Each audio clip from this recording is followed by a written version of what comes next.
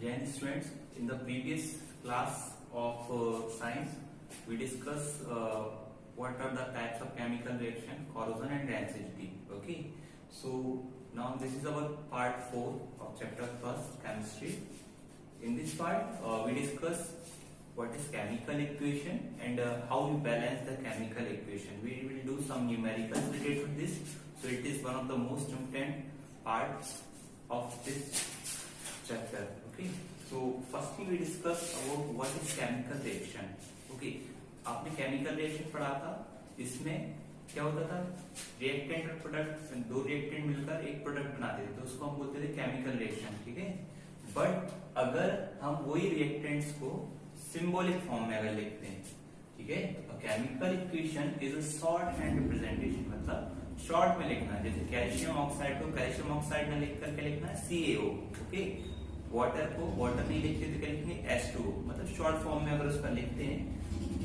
Chemical equation is a shorthand representation of a chemical reaction using the symbol and formulae, using the symbol and its formulae of the substance involved in the chemical reaction are called chemical equation. Okay, so chemical equation क्या होती है? Simple कि अगर कोई भी reaction को हम उसका शॉर्ट हैंड रिप्रेजेंटेशन करते हैं, इट मींस केमिकल फॉर्मूले या सिंबलिक रिप्रेजेंटेशन करते हैं इस इक्वेशन का, that is known as chemical equation. Okay, so there are two types of chemical equation.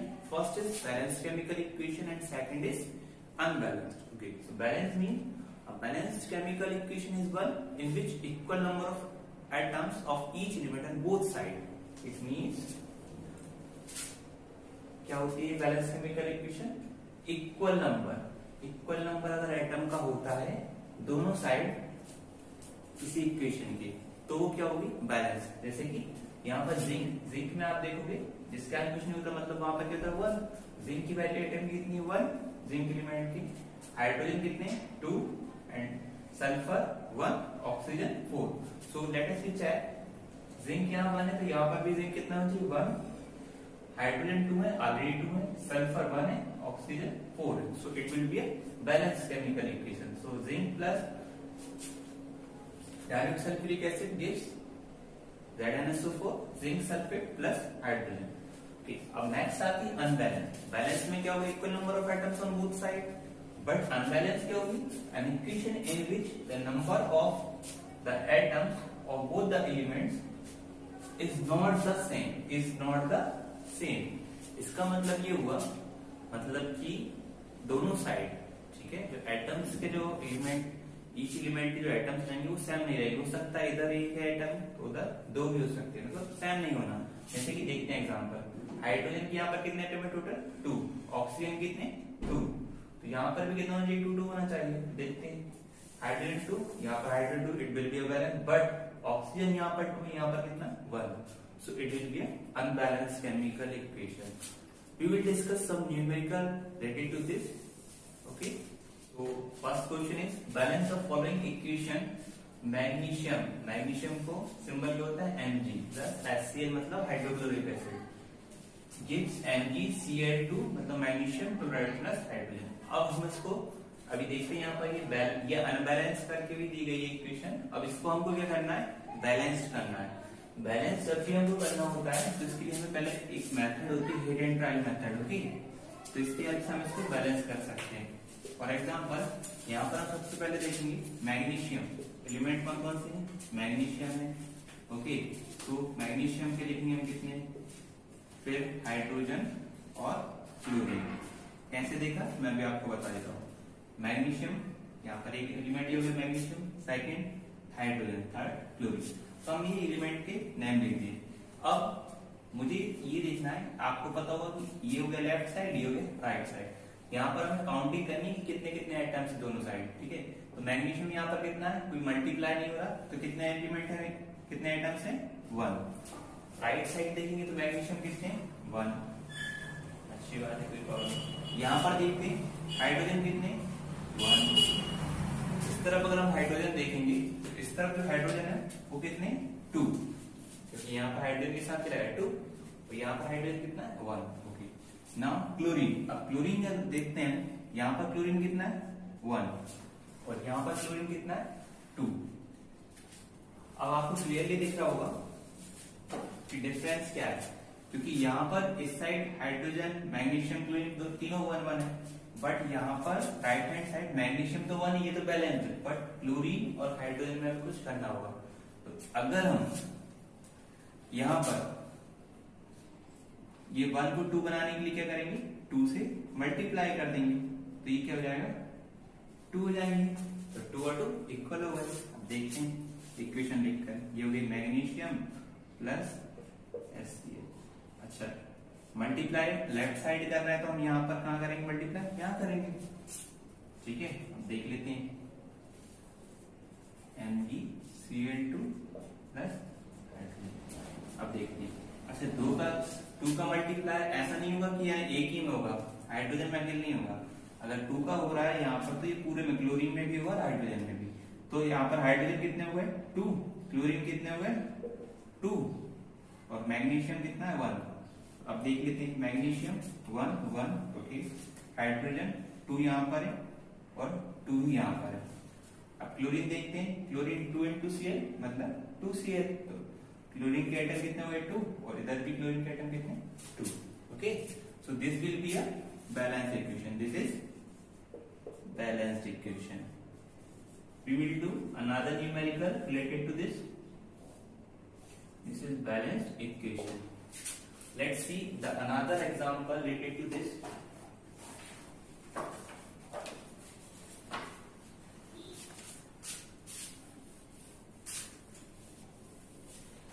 You will also do a practice at your home, because it is the definitely it will come in your exam and maybe it will come in 2 to 3 marks. So please practice at home. Another balance the equation KClO3.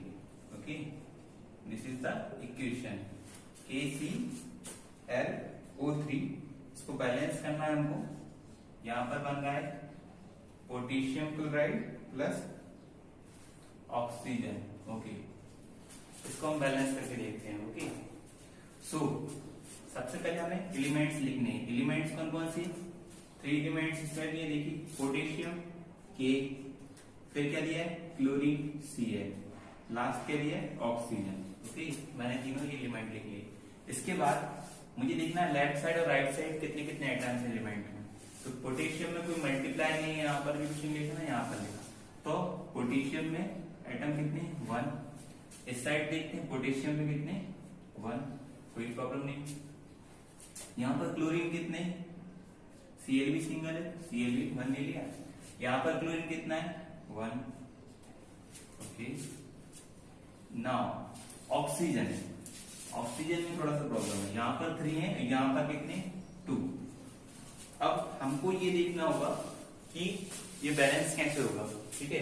Chlorine और potassium balance है already, क्योंकि दोनों में 1 1 atom है, but oxygen left side 3 हो रहा है और इस साइड 2 हो रहा है। अब क्या करें कि ये ऑक्सीजन यहाँ पर इक्वल हो जाए। अब मैं देखता हूं करके, क्योंकि अगर इसको 3 बनाना है मुझे, तो मुझे क्या करना पड़ेगा, यहाँ पे अगर मैं 3 का मल्टीप्लाई कर देता हूं तो ये कितना हो जाएगा 3 2 जा 6, ये होगा 6, इसमें 3 6 बनाने के लिए क्या करना पड़ेगा 2 का मल्टीप्लाई करना पड़ेगा, तो ये कितने जाएंगे 6 इक्वल हो गए। तो मैं क्या करूंगा, इस साइड कितने का मल्टीप्लाई करूंगा 2 का लेफ्ट साइड, और इस साइड राइट साइड मैंने कर दिया 3 का। देखते हैं क्या बनती equation, KClO3 gives KCl plus O2। देखते हैं, अगर मैं यहाँ पर बैलेंस करने के लिए, अगर मैंने यहाँ पर लेफ्ट साइड कितने का मल्टीप्लाई करा 2 का करता हूँ ना, तो यहाँ का 3 का कर दिया। अब ऑक्सीजन तो बैलेंस हो गए, बट यहाँ प्रॉब्लम बन गई, कहाँ लेफ्ट साइड, क्योंकि पोटेशियम यहाँ पर कितने हो चुके हैं, पोटेशियम हो गए कितने 2, पोटेशियम कितने हो चुके हैं, पोटेशियम हो गए 2 और क्लोरीन भी कितना हो गया 2, ठीक है। ये कौन सी साइड की, लेफ्ट साइड की। अब मुझे राइट साइड में देखता हूं, यहाँ पर 1 है और यहाँ पर भी 1 है।